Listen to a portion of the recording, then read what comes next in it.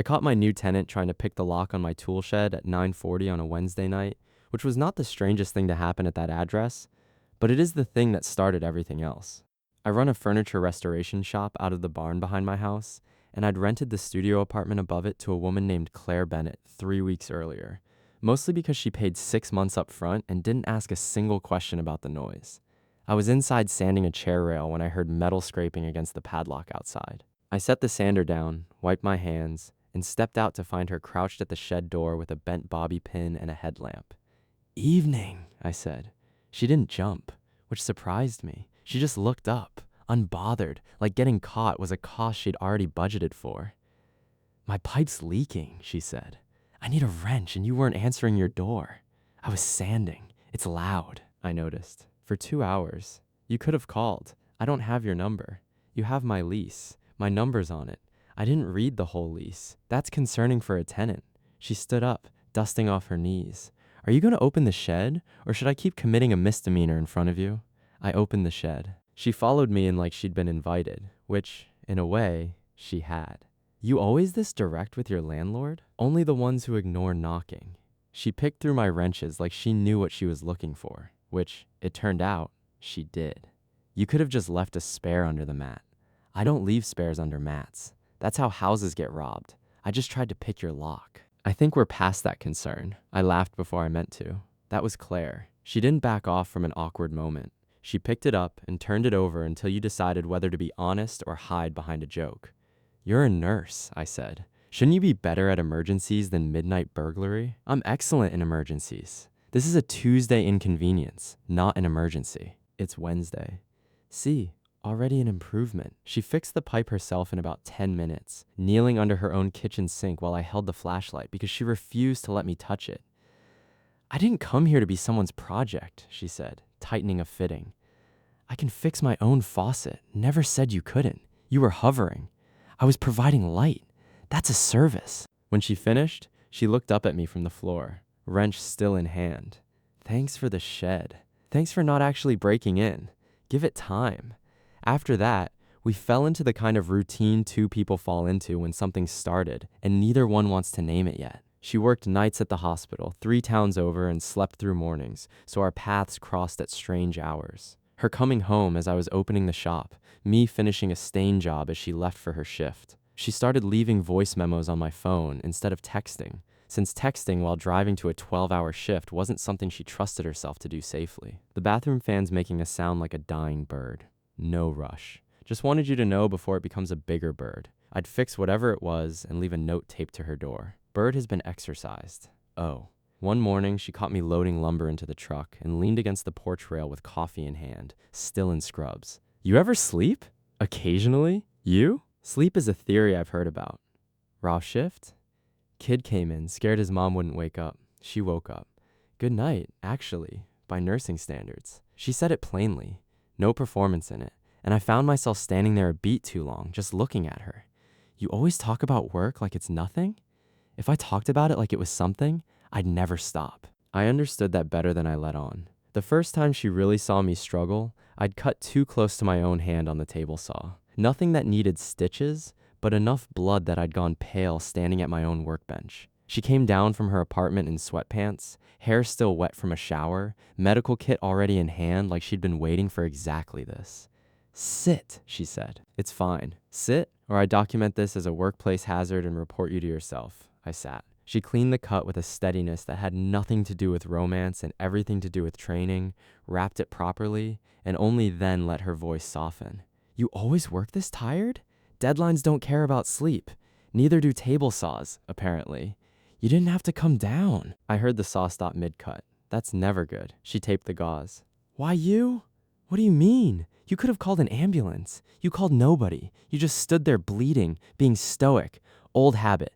Bad habit." She looked at me for a second too long. "I came down because you disappeared for 10 minutes and it felt wrong. I noticed you noticed. That should be a clue." It was. I ignored it anyway, mostly because I didn't know what to do with someone who saw me at my worst and didn't file it away to use against me later. My ex-wife had made every inconvenience into evidence. By the end, even her kindness had felt like a receipt.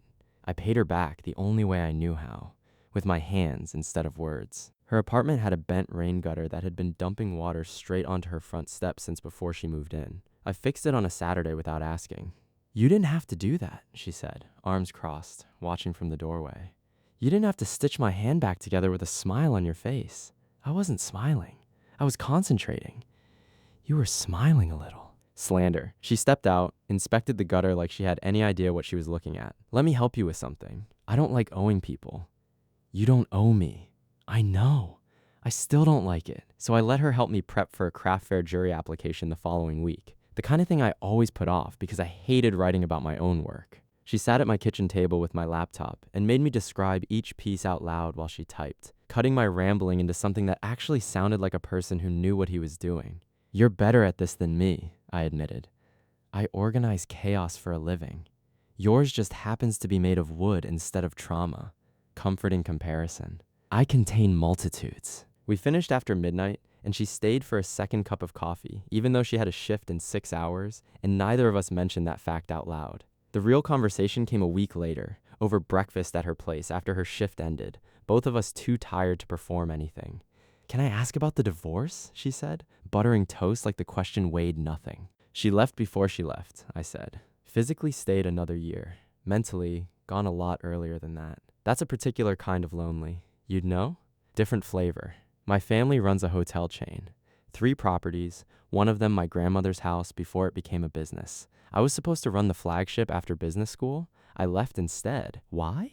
Because every conversation with my father turns into a performance review, and every kindness from my brother comes with an invoice attached later.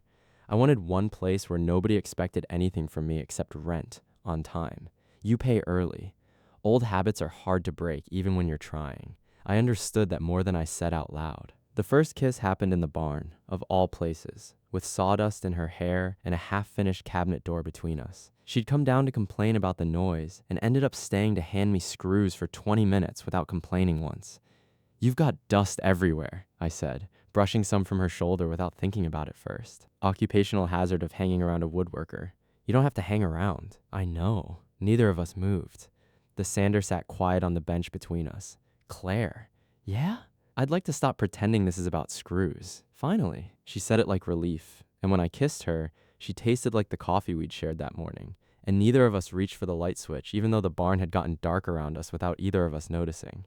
"Was that under review?" she asked afterward. "Still close." "Approved? Unanimously?" "Committee of 1. Very efficient." After that, it stopped being a landlord story and started being a real one, which meant good, and also meant complicated. She learned my early mornings and the particular quiet I went into when a piece wasn't coming together right. I learned she went sharp the instant anyone tried to make a decision for her, a reflex built somewhere long before I met her. Her father and brother showed up on the anniversary of her mother's death, a date I hadn't known mattered until their car pulled into my driveway unannounced. Claire went still at the window. "That's my dad's car. You said they never visit." "They don't. Not here." The knock came before either of us had a plan. She opened the door, and her father stepped in first. Tall, composed, the kind of quiet that came from being listened to his whole life. Her brother, Preston, followed, phone still in hand like the visit was a scheduling gap he was filling. "Claire," her father said, "we were at the lake house. Thought we'd stop. You've never stopped before." Today felt different. His eyes moved past her and landed on me. "And this is?" Claire stepped beside me, not behind me. "This is Owen. My landlord, and the man I'm with." The word hung there with weight I hadn't heard her put on it before. "Owen Marsh," I said, offering a hand. Her father shook it briefly. "Walter Bennett." Preston barely looked up from his phone to nod. "You restore furniture?" Walter asked, glancing at the barn behind me. "I own the shop, yes. That's a hobby with a sign on it. It's a business with employees and a tax return, but I understand the confusion." Claire's jaw tightened. "Dad, I'm making conversation. You're making a point." Preston finally looked up. "How old are you, Owen?" 36. He glanced at Claire. "You're 29. "I'm aware of my own age, Preston. 7 years isn't nothing. It's not a scandal either." Walter's voice dropped into the register I imagine he used in boardrooms. "It's not just the years. It's the whole picture. A rented apartment above a workshop. A man who works with his hands for a living. This is not the life your mother pictured for you. Don't." Claire said, quiet and sharp at once. Don't use her for this. I'm not using her. I'm honoring her by wanting better for you. You don't get to decide what better means for me. I stepped forward slightly, enough to be counted without stepping between them. Walter. Preston. I understand this wasn't the visit you planned, but you're in her home. You can ask me anything you want directly, instead of talking about me like I'm a line item. Walter studied me.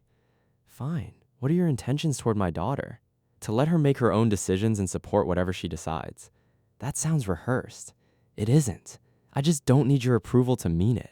Preston finally put his phone away. Claire, this isn't sustainable. You know that? Sustainable by whose math? By any math. You gave up your salary, your title, your future at the company for a rented room above a stranger's workshop. He's not a stranger. He's a landlord you're sleeping with. Forgive me if that doesn't read like a 5-year plan. Claire's face didn't get louder. It got harder, the way it did whenever someone tried to make her decisions smaller than they were. Say what you actually came here to say. Walter's voice went flat and final. We're selling the lake house, your mother's house, the one she wanted kept in the family. We'll have it listed by Friday, since apparently roots don't matter to you the way they used to. The room went silent enough to hear the barn's old hinge creak somewhere behind us. I looked at Claire and saw something crack open in her face that no amount of nursing composure could smooth over. Not fear of losing me, but the specific pain of watching the people who were supposed to protect the last piece of her mother use it as leverage instead. I didn't speak. This was hers. Claire took a breath that shook once and steadied. Sell it, she said. I already found my home. It's not made of lake water and it's not made of your approval, and it never needed either one to be real. Walter blinked, caught off guard for the first time since he'd walked in. Don't be dramatic. I'm not being dramatic.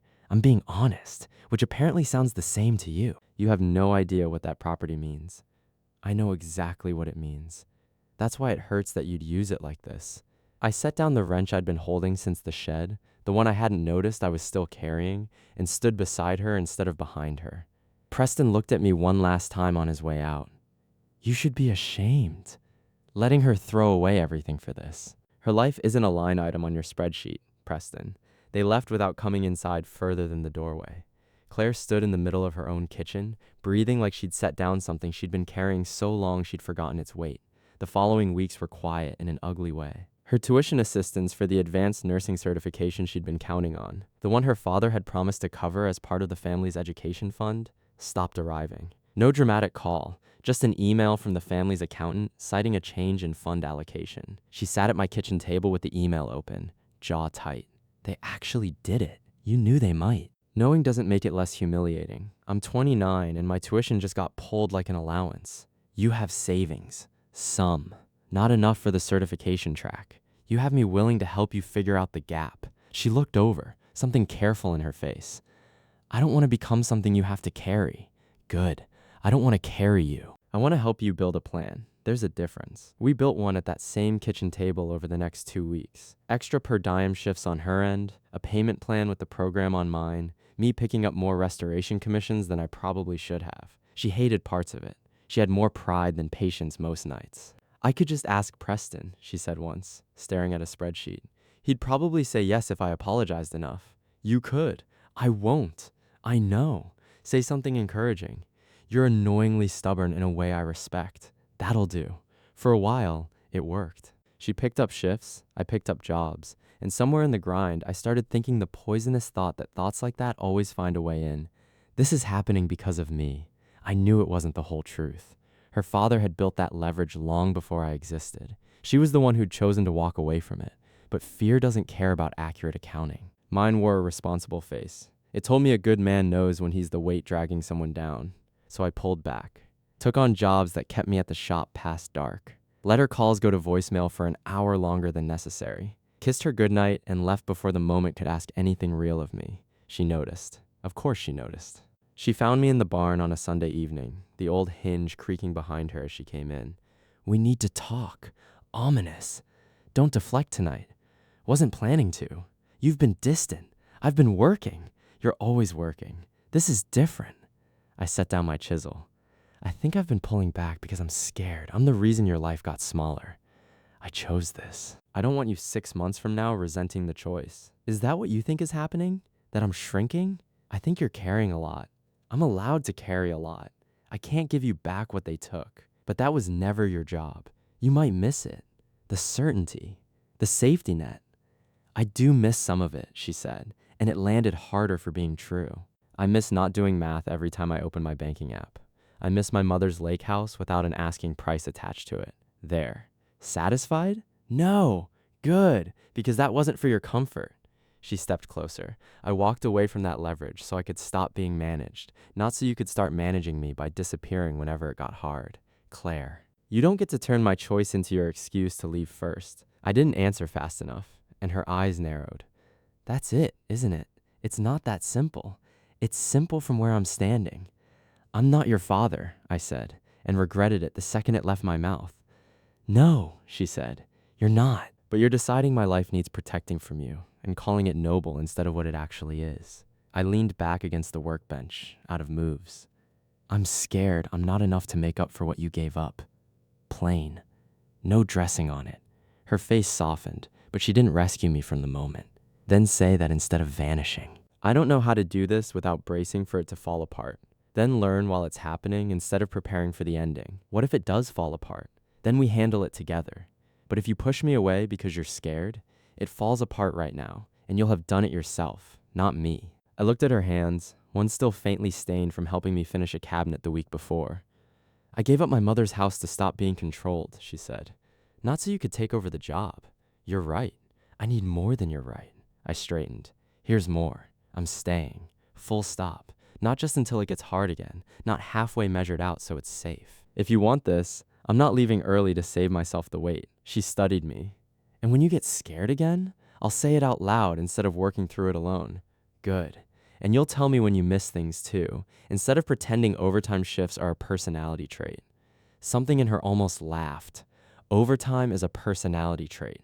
It's a coping mechanism with a badge. Don't diagnose me. I diagnose people for a living. She stepped close enough to touch my shirt. I don't need you to fix everything, Owen. I need you to stay in the room. I put my hands on her waist, careful, certain. I can do that. You'd better. I will. That was the night I stopped treating this like a debt I couldn't afford. I wasn't fixed after that, not in the clean way stories like to promise. I still had bad nights. I still heard the old doubts talking. I just stopped letting them make my decisions for me. Claire finished the certification 6 months later, funded by a combination of extra shifts, a small loan, and, quietly, without telling her father, one commission fee I insisted on covering. No negotiation. She hung the certificate in her apartment, not mine, because she said she wanted it somewhere that was unambiguously hers. Proud of you, I told her. Don't get sentimental. I did the work. I'm allowed to be proud of work I didn't do. Fine. Briefly, her father and brother stayed away 5 months. Then an email arrived, addressed to Claire alone. We'd like to talk. No conditions. Your mother would have wanted us to try. That's new, Claire said, reading it at my kitchen table.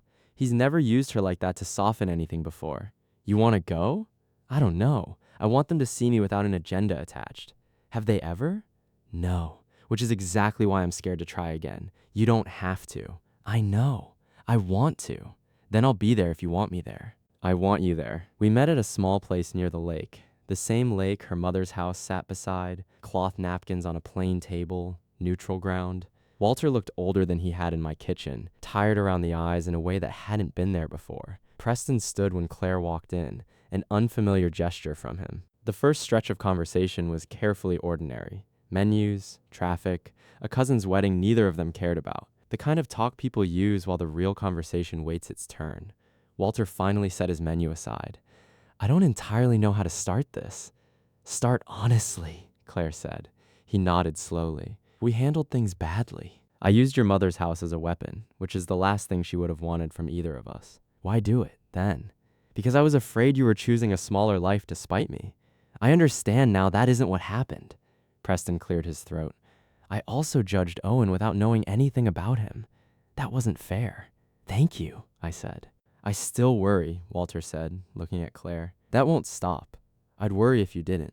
But worry isn't the same as owning my choices. No, Walter said, quiet. It isn't, Dinner continued, not perfectly, not stitched shut by one apology.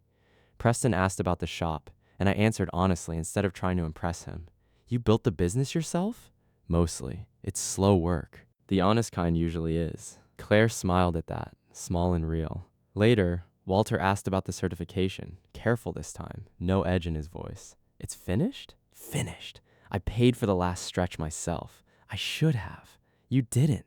I'm not asking you to fix it retroactively. I'm telling you I did it anyway. He absorbed that quietly. We'd like to be part of your life again, he said finally. Not managing it, just part of it, if you'll let us. She didn't answer right away, and I respected that more than anything else that evening. Forgiveness handed out too quickly is usually just fear wearing better clothes. I want that, she said, but not if every visit turns into an audit. It won't, Walter said. It might, she said. You're both very good at audits. Preston huffed something close to a laugh. Fair. Walter allowed himself something close to a smile, the first one I'd seen from him. We'll earn it, then. It wasn't complete peace. It was the first honest meal after a long silence, which is close enough to matter. On the drive home, Claire took my hand without looking away from the window. Thank you for not saying much in there. I wanted to. I know. I had opinions saved up myself. Retired them out of respect for the lake view. Very mature. Uncomfortable, but mature. We pulled into the driveway, past the shed where all of this had started with a bent bobby pin and a bad excuse about a leaking pipe. She glanced toward it. You ever think about just giving me a key? You said you didn't want one you didn't earn. I think I've earned it by now. I went inside, found the spare on its hook by the door, and put it in her hand instead of leaving it under a mat. About time, she said. You broke into my shed for this. Seems fair it took a while. A year later, her father and brother came for dinner at the house. Real chairs by then, since Claire had informed me that a workbench stool was not appropriate seating for company. Walter brought a set of restored hand tools, the kind that had belonged to Claire's grandfather. Thought you might use these properly, he said. They'd been sitting in a box since the shop closed. I turned one over in my hand. Good steel, worn the right way. This isn't a small gift. No, he admitted. Dad, Claire said, arms crossed, though she was fighting a smile. No conditions, Walter added quickly. I studied him a second. Thank you. I'll use them well. He nodded, then couldn't help himself. If you ever want an outside opinion on scaling the business, I do have thoughts. Dad, Claire said again. After dinner, I said, and everyone looked at me. I didn't say I'd take the advice. I said I'd hear it. Walter laughed, a real one this time. That's how trust came back into that family. Not in one grand gesture, but in small moments where someone had the chance to reach for control again and chose to hand over a set of old tools instead. Claire and I didn't rush into anything bigger. She kept the apartment above the shop a while longer, chose to spend most nights downstairs anyway, because choosing means more when leaving is still an option. Eventually, the whole house became ours, slowly, arguing over shelf space and whether the barn needed a second sander. It does, I told her. You have one. A backup matters. Everything with you is redundancy and load-bearing logic. You married a nurse's version of that same instinct. We're not married, yet, I said, and she didn't argue the word. The shop grew steady that year, not fast, never huge. I never wanted huge. Claire moved into a supervisory role at the hospital, somewhere her last name meant nothing to anyone, and she earned every part of it the hard way, which made it hers in a way the family name never had. Sometimes the past still knocked. My ex-wife sent one message after seeing a photo of the two of us at a craft fair. Nothing dramatic, just a line dropped into old water. I deleted it without answering. Claire saw my face. Everything, okay? Yeah, you sure? I handed her the phone. She read it, handed it back. What do you want to do? Nothing. Because you're avoiding it, or because you're actually done. I thought about it honestly. Because I'm done, she nodded. No jealousy, no performance, just trust with its sleeves rolled up. That finished something the divorce had started in me. Not proving anyone wrong, just understanding that the woman beside me didn't need me confused to feel steady. One evening, Walter stood with me by the shop door while Claire and Preston talked through the window, easy, unforced. The old shed still stood at the edge of the property, padlock intact, though it had been years since anyone needed to pick it. I was wrong about you, Walter said. Yes, you were, he laughed under his breath. You don't soften that much, do you? Not when it's already true. Fair. I'm glad she chose the life she chose. I looked through the window at Claire, laughing at something her brother said, comfortable in a house she'd helped build into something neither of us had planned exactly this way. She chose herself first, I said. That's the only reason any of it held. Walter was quiet a moment. "Fair," he said again, and this time it carried weight. That night, after they left, Claire and I closed up the shop together, same as most nights. Her sweeping, me locking tools away. For a second, the dark window over the workbench reflected both of us standing there. And I thought about that first night, her outside with a bobby pin, me inside pretending I hadn't noticed anything worth noticing. I'd been wrong about that, too. "What are you thinking?" she asked. "That you're still the boldest trespasser I've ever rented to. I prefer proactive tenant. Doors unlocked now, for the record." She leaned into me. "Glad I picked that lock?" "Yeah, even with everything after? Especially with everything after. It wasn't perfect from there, because nothing real is." We still argued. I still buried myself in work some weeks. She still had nights where the old certainty called her name, especially when her father mentioned the lake house still standing, still in the family, still hers to visit whenever she wanted.